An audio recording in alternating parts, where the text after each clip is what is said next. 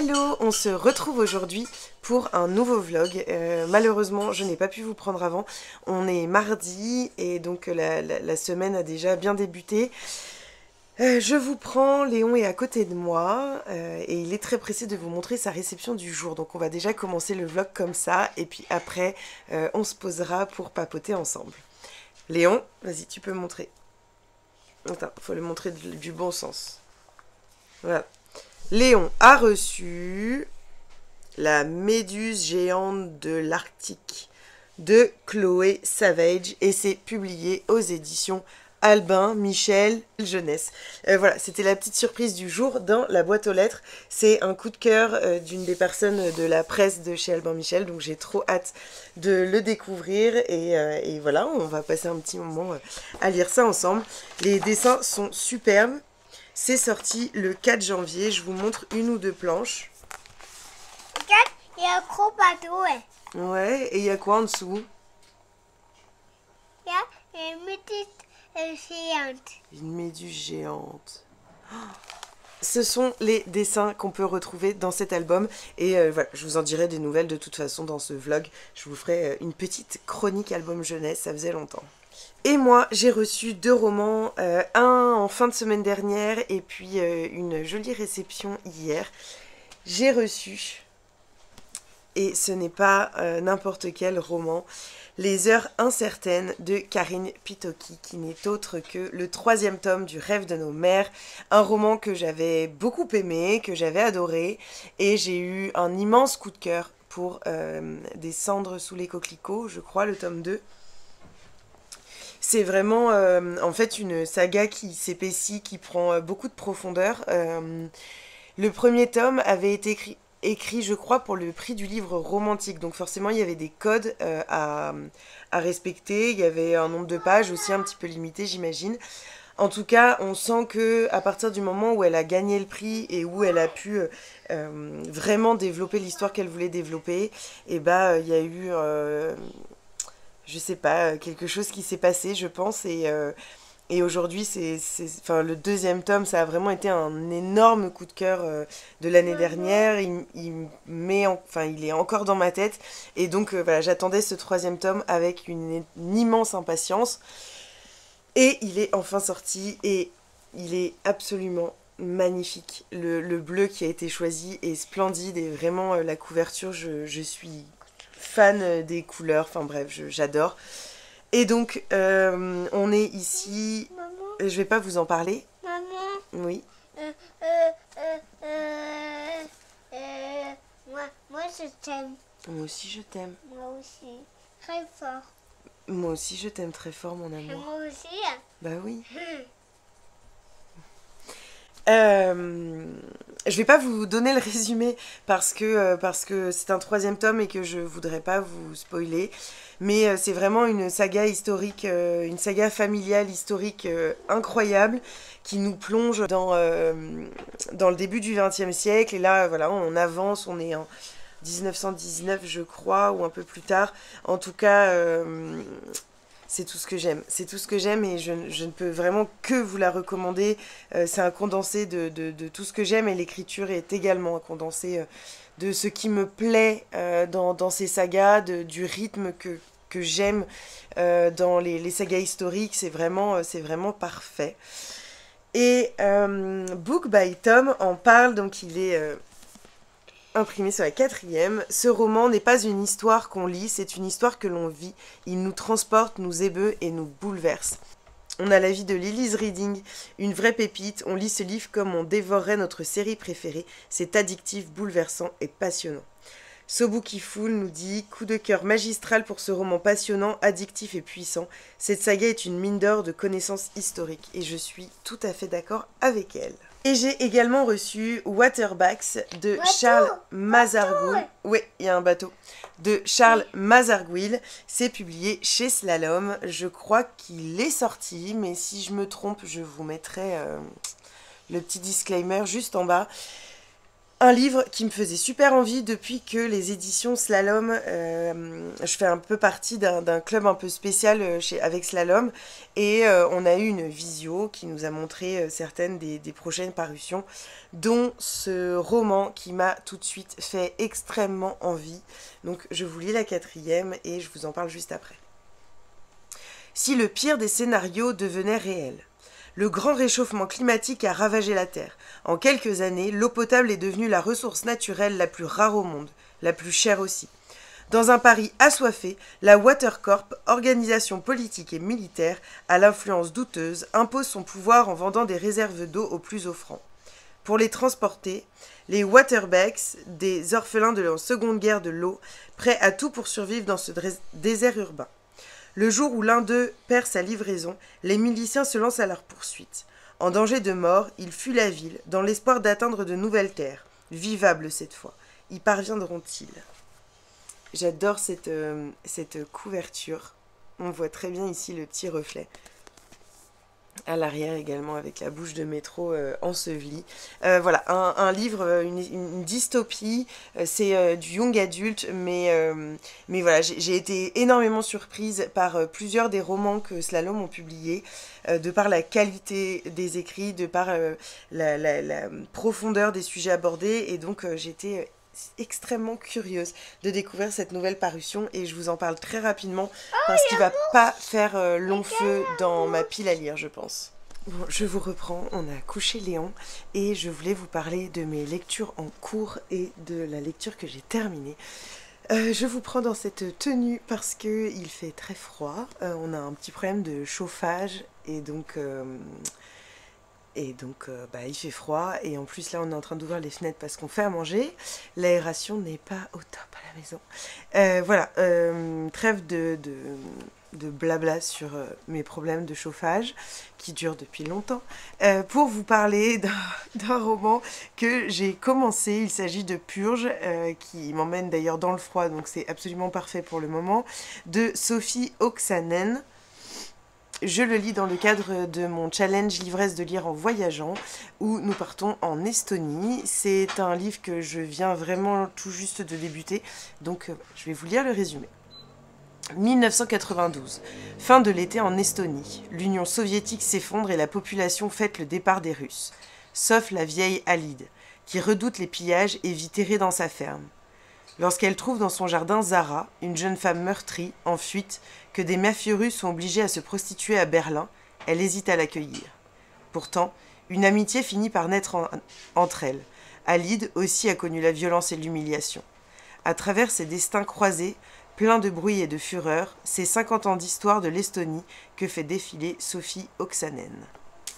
Un livre dont je vous reparle très rapidement parce que je suis censée normalement le terminer d'ici vendredi justement. Et j'ai très bien avancé, mais c'est un roman autobiographique assez dur. Un livre qui est, je pense, un de mes coups de cœur. Je suis en train de réfléchir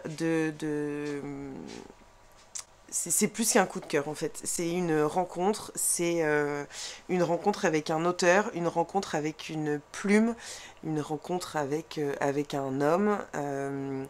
Il s'agit de L'enfant thérapeute de Samuel Dock, c'est publié chez Plomb. Et je ne l'ai pas terminé, hein, mais pour vous donner un petit peu mes réactions à chaud, je le lis petit à petit. C'est un roman autobiographique, donc où Samuel Dock, qui est un enfant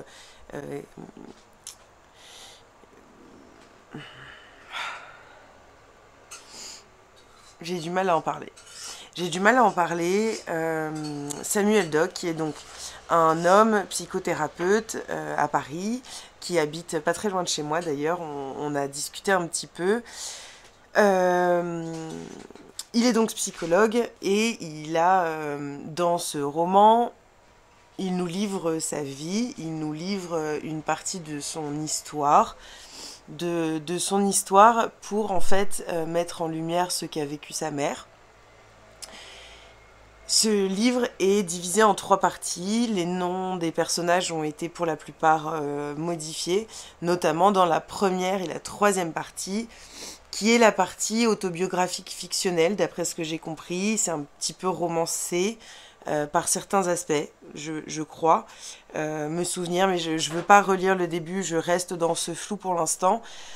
Donc c'est un roman, voilà. Ce sont des parties autobiographiques, mais un petit peu romancées. Et puis la deuxième partie dans laquelle je suis et que j'ai du mal à l'avancer, c'est la partie où il retranscrit les mots de sa mère, ce qu'elle a écrit dans des carnets et ce qu'elle lui a livré de sa vie, de ce qu'elle a vécu enfant. Voilà, c'est un livre qui me bouleverse. Pour l'instant, j'ai du mal à en parler, mais je voulais justement... je trouve que c'est aussi ça l'intérêt des vlogs. J'ai du mal à en parler parce que je suis émue, parce que c'est un roman qui me touche beaucoup. L'écriture, elle a quelque chose d'abrupt, de brûlante, de passionnée. Elle est extrêmement violente. Et en même temps, c'est pas une violence qui me... C'est une violence qui me porte. C'est une violence de vivre. C'est une violence... c'est une belle violence. Voilà, je le trouve... je le trouve magnifique. Et donc, je vous en reparlerai parce que voilà, j'ai envie de le terminer cette semaine. Il est tout le temps dans mon sac, c'est celui que je sors tout le temps, mais voilà, je lis quelques pages, je lis quelques chapitres et j'ai besoin de m'arrêter, j'ai besoin d'y penser, j'ai besoin de me refaire le fil de l'histoire. Voilà, un livre qui me bouleverse et donc j'en parle avec émotion. Et j'ai terminé un roman que j'ai absolument adoré. Il s'agit de Créatures du petit pays de Juea Kim. Il sort, je crois qu'il va sortir, donc aux presses de la Cité. C'est un livre qui nous plonge en Corée. En Corée des années à peu près 1920 à 1970. Pour être exact, 1917-1967 je crois, quelque chose comme ça. Nous suivons le destin de plusieurs personnages qui m'ont beaucoup touchée.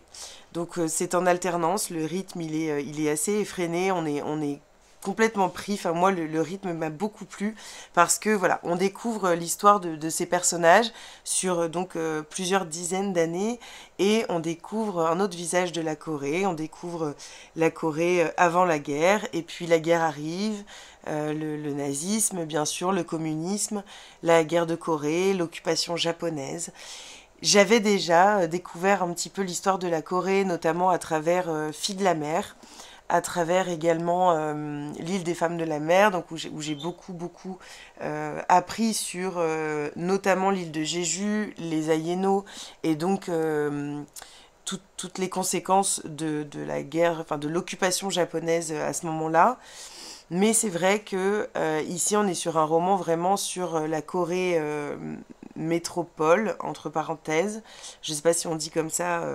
Voilà. Et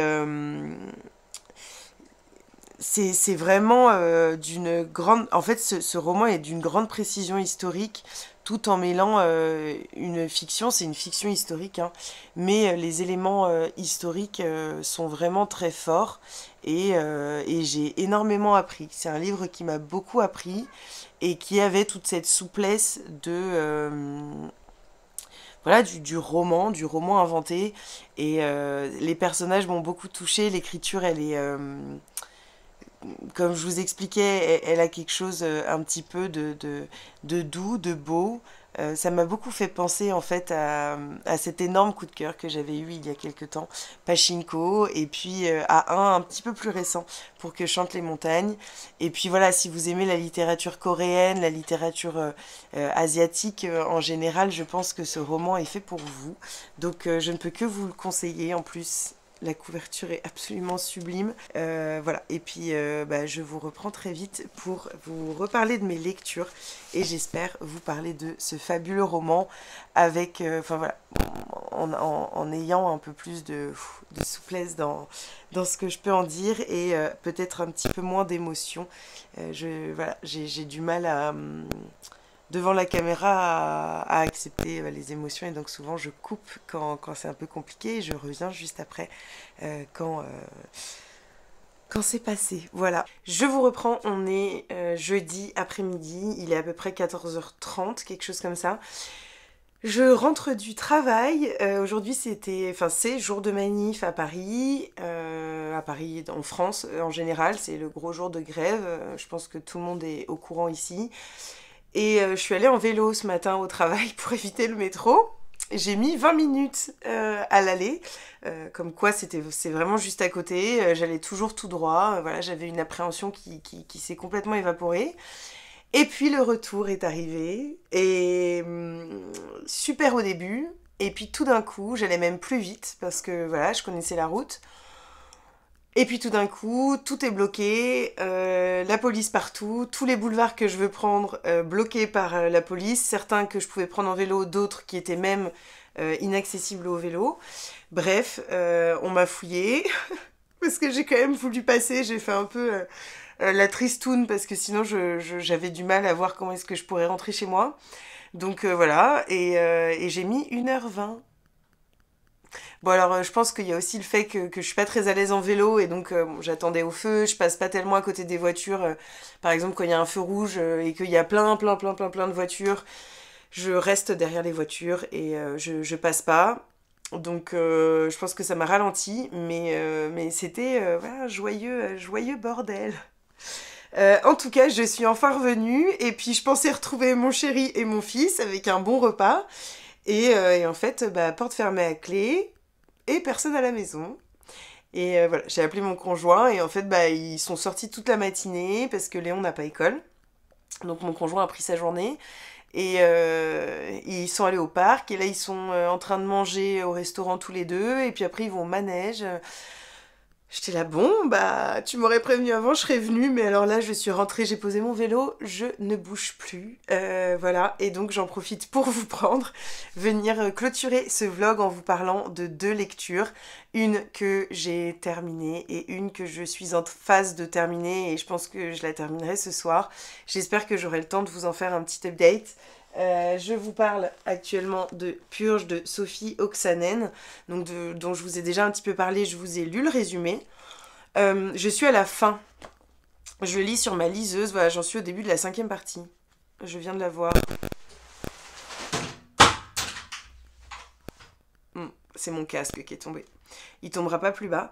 J'en suis à peu près à 300 pages. 350 pages. Il me reste une centaine de pages, je crois, que j'avais vu sur ma liseuse. J'aime beaucoup. On est vraiment... C'est le moment idéal pour moi pour le lire. Alors malheureusement, il n'y a pas la neige. Mais on est plongé en Estonie, et donc avec le froid qu'il fait actuellement et le fait que j'ai pas encore de chauffage, je suis complètement dans l'ambiance.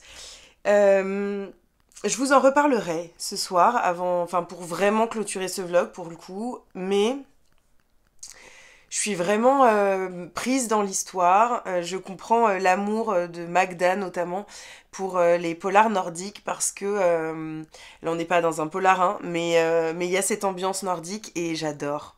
Je suis adepte de ça. Moi, j'adore la neige, j'adore les montagnes sous la neige, j'adore le froid. Et là, forcément, en Estonie, on est plongé quand même dans le froid, dans une période que j'apprécie dans la littérature. Et puis, on découvre des personnages qui sont tantôt attachants, tantôt détestables, mais qui sont extrêmement bien construits et donc qui nous prennent. Voilà, je vous en fais de toute façon un update final ce soir, donc je vais pas trop vous en dire maintenant, comme ça tout à l'heure je serai vraiment libre de ce que je dis et pas redondante, mais en tout cas j'aime beaucoup et j'ai hâte de voir le dénouement.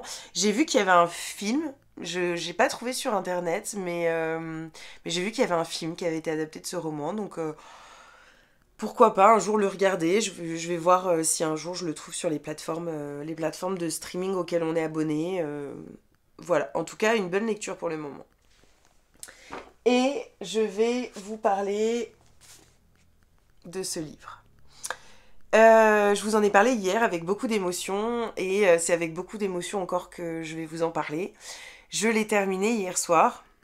Comme j'ai dit dans ma story Instagram, pour moi ce livre c'est une bombe. C'est une bombe, c'est un roman autobiographique qui est venu me percuter. C'est une rencontre incroyable. C'est également un livre très bien construit et qui nous... En tout cas, moi, en tant que psychologue, qui m'amène à réfléchir sur la force de l'impact qu'ont des événements traumatiques et, sur notre vie et sur les générations futures, sur notre état d'esprit, sur l'état d'esprit de nos enfants et sur ce qu'on va construire, ce qu'on va réussir à construire ou à détruire. Justement, comme je vous le disais, la plume est vraiment passionnée, brûlante, violente. Je crois que je vous disais que c'était une violence qui me touchait parce que c'est pas une violence... alors, il y a de la violence, hein, c'est un récit qui est extrêmement dur. D'ailleurs, comme je vous avais dit, j'avais du mal, certaines parties, à les lire. Mais c'est une violence de la vie, c'est une violence qui, par ça, est belle, parce que elle nous amène à réfléchir, parce qu'elle vient mettre des mots sur des mots, M-A-U-X, parce qu'on sent toute la bienveillance qu'a voulu nous transmettre Samuel Dock, toute la bienveillance de ses propos, tout en étant dur, avec ce qu'il décrit de sa mère, de sa relation avec elle, quand il parle de sa sœur également, mais une violence une violence de la vie en fait. Enfin vraiment c'est ça, j'arrive pas à trouver d'autres mots. C'est une violence qui vient nous parler, c'est une violence qui vient nous questionner, qui vient nous enrichir. Voilà, c'est vraiment une bombe, un coup de cœur, un coup de foudre pour une plume qui m'a complètement envoûtée, qui m'a complètement prise, qui m'a émue, qui m'a... Enfin voilà, je pourrais donner plein d'adjectifs. Et puis cette histoire qui ne fait pas forcément écho à mon histoire. Donc comme quoi il n'y a pas besoin de se reconnaître dans l'histoire pour être touché. Mais voilà, j'ai pensé quand même à tous les non-dits qu'il peut y avoir dans des familles, à tous ces secrets et ces choses qu'on n'arrive pas forcément à expliquer, notamment chez nos arrière-grands-parents, grands-parents. Et voilà, et je trouve que ce livre vient aussi montrer la force du moment où les personnes réussissent à parler, à raconter leur histoire, à transmettre quelque chose d'eux et de voilà, de ce qu'ils ont pu vivre et ressentir à certaines époques, de ce qu'ils ont pu éprouver. C'est vraiment un livre qui a fait l'effet un peu d'un tsunami en moi, dans mes émotions, dans ma chair. Et voilà, je l'ai vraiment ressenti parfois corporellement. Donc, un livre d'une très grande force. Je suis extrêmement heureuse d'avoir découvert ce livre. Merci beaucoup aux éditions Plomb. Et puis voilà, d'avoir découvert la plume de cet auteur, d'avoir découvert cet auteur. J'espère un jour pouvoir le rencontrer et pouvoir davantage échanger avec lui sur son roman, sur ce qu'il a voulu nous transmettre par là, ce qu'il a voulu également dire peut-être à sa famille, mettre des mots aussi sur quelque chose qui a de l'importance et qui fait ce qu'il est aujourd'hui et ce que sa famille est aujourd'hui. Voilà, donc comme je vous le disais, un énorme coup de foudre, je ne peux que vous le conseiller, je pense qu'il faut avoir le cœur accroché. J'ai pas trouvé ça compliqué, en fait c'est une autobiographie, mais c'est vraiment écrit tel un roman, avec la force d'un roman. Et donc voilà, c'est facile à lire, enfin dans le sens où on n'est pas sur une autobiographie pointue, etc. C'est vraiment un roman qui s'inspire, mais qui est vraiment la réalité de ce que la mère de l'auteur a vécu. Et voilà, j'ai trouvé ça absolument incroyable. Donc lisez-le, offrez-le, mais découvrez-le. Vraiment, vraiment découvrez-le. Voilà, j'espère qu'il vous touchera autant que moi, c'est pas sûr. On est tous touchés, je pense, par des choses différentes, chacun. On a tous notre sensibilité, on a tous des écritures qui nous touchent plus ou moins, des histoires qui nous touchent plus ou moins. Et puis une capacité de lire la violence qui est pas la même. Donc voilà, mais si ce que je vous en dis vous parle, si ce que je vous en dis vous donne envie, vraiment, n'hésitez pas et n'hésitez surtout pas à venir en discuter avec moi, à me poser des questions, à vouloir que j'aille plus loin parce que j'ai envie d'en parler de ce roman. Voilà, j'ai envie d'en parler et je pense que c'est ça la force des réseaux et c'est pour ça que je suis là. C'est pour discuter, pour pouvoir échanger, pour pouvoir vous transmettre aussi et que vous me transmettiez. Voilà, surtout en fait. Donc voilà pour ce roman. Et j'ai reçu, alors aujourd'hui, bon, c'est la grève, donc je pense que on n'aura pas de courrier. D'ailleurs, quand je suis rentrée vers 13h, 13h50, 14h, il n'y avait pas de courrier. Mais j'ai reçu hier deux nouveaux marque-pages de Léa Bookaddict.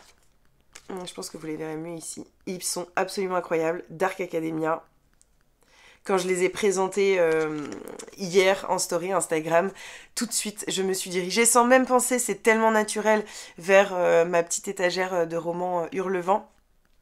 Parce qu'en fait, ça correspond tellement bien et je trouve que voilà, ces marque-pages correspondent très bien à certaines lectures que j'ai envie de davantage découvrir cette année, à cette ambiance que j'aime. Et voilà, c'est tout ce que j'aime, un bon café, un joli livre. Et c'est tout ce que j'aime. Donc voilà. Merci beaucoup à Léa pour ces superbes marque-pages. Et n'hésitez pas à aller découvrir sa boutique.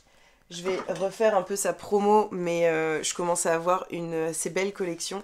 Et ils sont tous magnifiques. Enfin, c'est vraiment...